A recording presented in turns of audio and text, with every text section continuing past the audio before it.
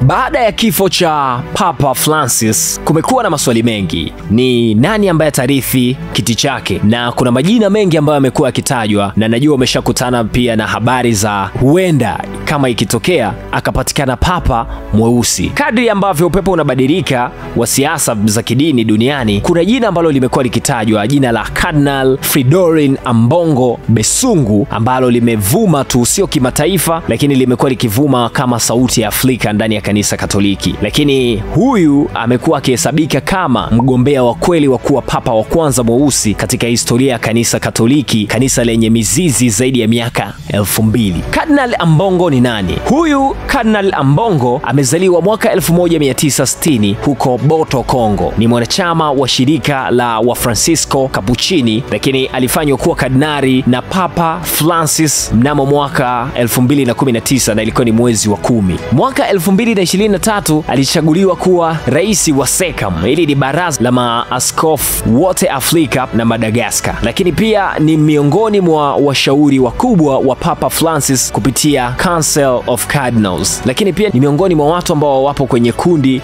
la makardinali wachache ambao walimsaidia ama wamekuwa watasaidiana na papa katika kutawala kanisa. Kwa nini jina lake linatajwa sana? Cardinal Ambongo amekuwa ni msemaji wa maadili ya Kiafrika, lakini pia amekuwa na msimamo mkali dhidi ya baraka kwa ndoa za jinsia moja, huku akisema kwamba huo ni ukoloni wa kitamaduni kwa Afrika. Lakini amekuwa akishutumu pia unyonywaji wa rasilimali na kusimama kidete kuhusiana na mabadiliko ya tabia ya nchi. Lakini pia alikosoa wazi utawala wa Joseph Kabila pale DRC, akitetea haki za kidemokrasia. Watu wamekuwa wakijiuliza, pengine yuko karibu na kuwa papa? Ana sifa za kuwa papa? Umri wake ni miaka 65 na bado umri huo unamuweka kuwa kwenye nafasi nzuri zaidi ya kuwa papa. Sio tu mzee, lakini sio mdogo sana. Ana uzoefu pia wa kichungaji, wa kiakademia, lakini pia kisiasa, na ni mwenye uthubutu na anaeleweka wazi kwa misimamo yake thabiti. Katika enzi ambapo kanisa linapambana na changamoto nyingi ya kupungua kwa waumini Ulaya, lakini na ongezeko la waumini Afrika pamoja na Asia, na masuala ya kijinsia pamoja na kijamii, huenda Afrika ikawa ni wakati wake kama historia itaandikwa, pengine kama Kardinali